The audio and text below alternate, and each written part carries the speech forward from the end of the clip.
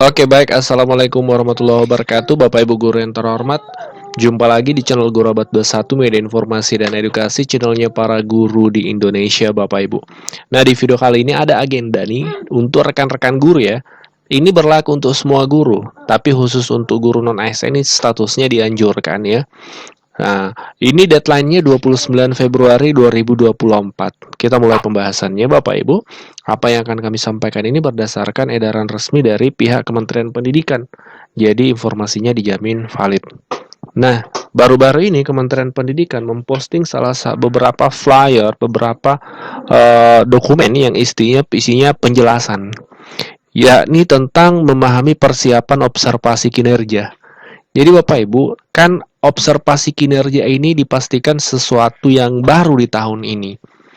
Kebijakan tentang e-kinerja sebelumnya itu ada, tapi teknis pelaksanaannya berbeda dengan tahun ini. Tahun ini melalui PMM itu ada perbedaan. Nah, oleh karenanya pastikan Bapak Ibu menyimak sampai tuntas supaya informasinya tersampaikan dengan baik. Ada 3 pertanyaan. Yang pertama, mengapa perlu observasi? Ya, yang kedua, guru harus apa saat observasi? Dan yang ketiga, apa yang perlu disiapkan? Nah, ini pertanyaan kita pastinya sebagai sesuatu yang baru kinerja di PMM ini. Yang pertama, mengapa perlu ada observasi kelas?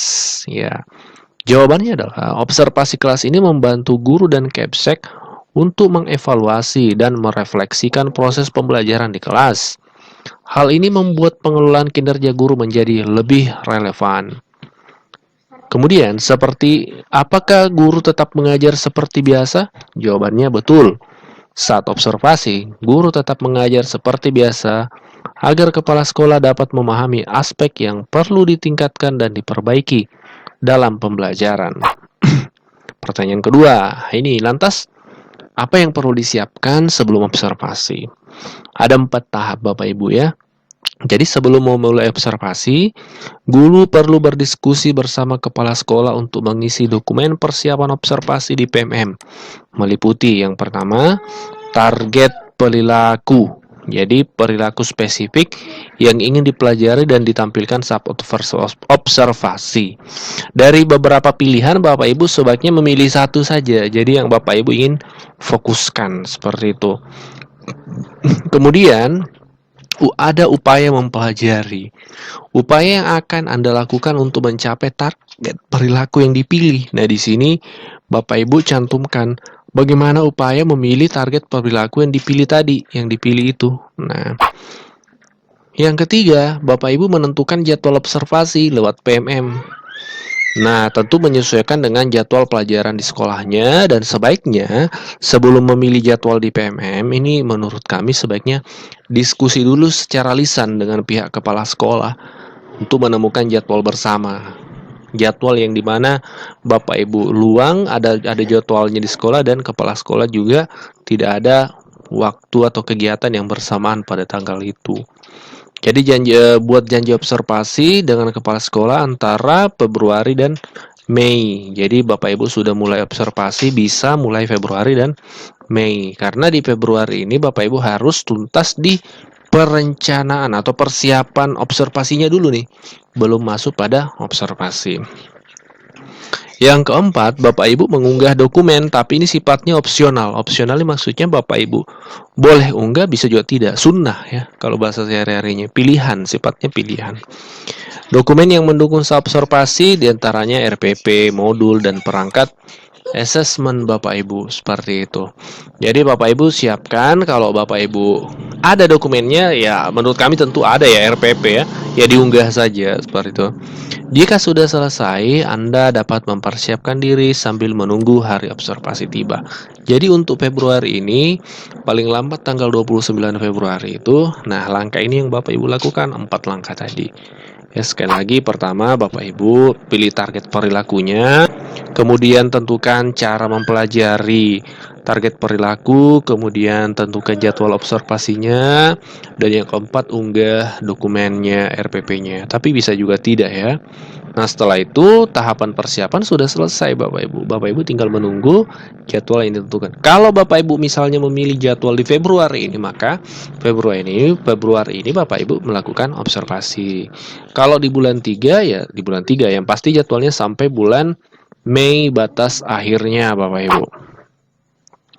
Nah, Bapak Ibu yang ada pertanyaan terkait e-kinerja ini, Kementerian Pendidikan sangat proaktif menyediakan layanan untuk konsultasi. Yang pertama, bisa melalui pusat bantuan yang disediakan melalui PMM itu sendiri. Yang kedua, bisa secara melalui telepon seperti itu. Ada pusat bantuan yang disediakan oleh Kemdikbud, yaitu di 177. Kemudian bisa juga melalui email di pengaduan@kemdikbud.go.id. Nah, jadi di Februari ini sekali lagi pastikan Bapak Ibu sudah menyusun persiapan observasi kelas.